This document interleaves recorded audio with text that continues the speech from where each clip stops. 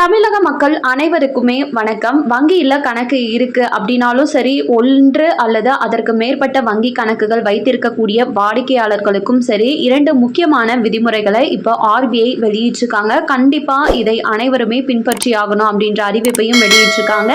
அது என்ன அறிவிப்பு அப்படின்ற முழு விவரம் தெரிஞ்சுக்க வீடியோ முழுமையா பாருங்க. ஃபர்ஸ்ட் டைம் இப்பதான் நம்ம சேனலை பாக்குறீங்க அப்படின்னா மறக்காம ஒரு லைக் பட்டனை தட்டி விட்டுருங்க. ஆல்ரெடி பார்த்துட்டு இருக்க வியூவர்ஸா இருந்தீங்கன்னா கமெண்ட் பாக்ஸ்ல ஹாய்னு சொல்லிட்டு போங்க.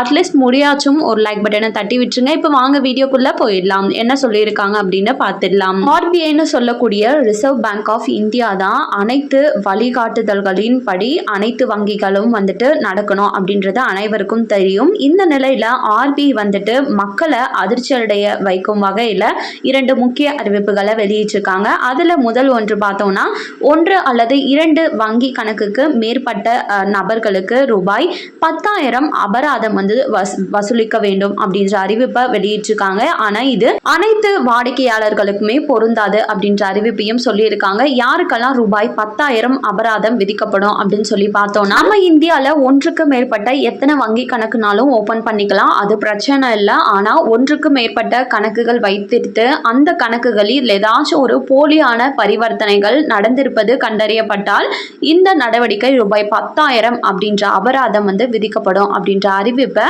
RBI இப்ப வெளியிட்டிருக்காங்க. இந்த அறிவிப்பு பாத்தீங்கன்னா வங்கி கணக்கு மோசடிகளை தவிர்ப்பதற்காக தான் இந்த அறிவிப்பு கொண்டு வரப்பட்டிருக்கு. ஸோ மக்கள் அனைவரும் பீதி அடைய வேண்டாம் அப்படின்னு சொல்லியிருக்காங்க. ஸோ யாராச்சும் இந்த மாதிரி உங்களுக்கு தெரிஞ்சவங்க போலியான பரிவர்த்தனைகள் மேற்கொண்டுட்டு வந்துட்டு இருக்காங்க, ஸ்கேம் பண்றாங்க அப்படின்னா உடனே உங்க வங்கிக்கு தெரிவிங்க. அண்ட் 2வது முக்கிய அறிவிப்பா என்ன சொல்லியிருக்காங்கன்னா, அனைத்து வங்கியிலுமே நம்மளுக்கு savings bank account, current account, எந்த ஒரு பேங்க் அக்கௌண்ட்னாலும் வச்சிருப்போம். அவங்களும் சரி, லாக்கர் யாரெல்லாம் வச்சிருக்கீங்களோ வங்கியில அவங்களுக்கும் ஒரு சூப்பரான அப்டேட் வெளியாயிருக்கு. அதாவது இதற்கு முன்னாடி நாம நாமினி அப்படின்றது யாராச்சும் ஒருத்தரை தான் நமக்கு அப்புறம் ஜாயின் பண்ணி விட முடியும். ஆனா இப்போ 4 நாமினிகளை நீங்க நியமனம் செய்யலாம் அப்படின்னு RBI உத்தரவிட்டிருக்காங்க. ஸோ இது மூலமா இன்கேஸ் உங்களுக்கு ஏதோ ஒன்று ஆயிடுச்சு அப்படின்னா, ஒரு நாமினி இல்லை அப்படின்னாலும் இன்னொரு நாமினிக்கு உங்களோட வங்கி தொகை, பணம், நகை இந்த மாதிரி எல்லாம் போய் சேர்ந்துடும்.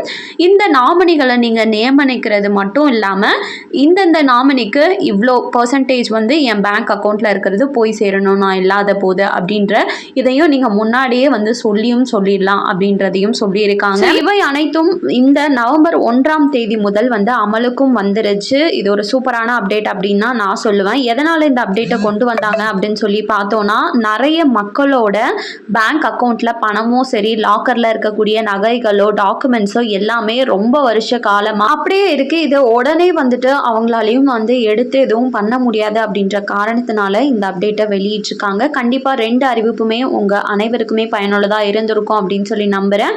உங்களுக்கு பயனுள்ளதா இருக்கு அப்படின்னு நினைச்சீங்கன்னா மறக்காம ஒரு லைக் விட்டுருங்க. மேலும் இது போல அரசாங்கம் அறிவிக்கிற அனைத்து உண்மை அப்டேட்களையும் நீங்க உடனுக்குடனே தெரிஞ்சுக்கணும் அப்படின்னு நினைச்சீங்கன்னா நம்ம சேனலை சப்ஸ்கிரைப் பண்ணிடுங்க. அண்ட் தேங்க்யூ ஃபார் வாட்சிங். நெக்ஸ்ட் வீடியோல பார்ப்போம்.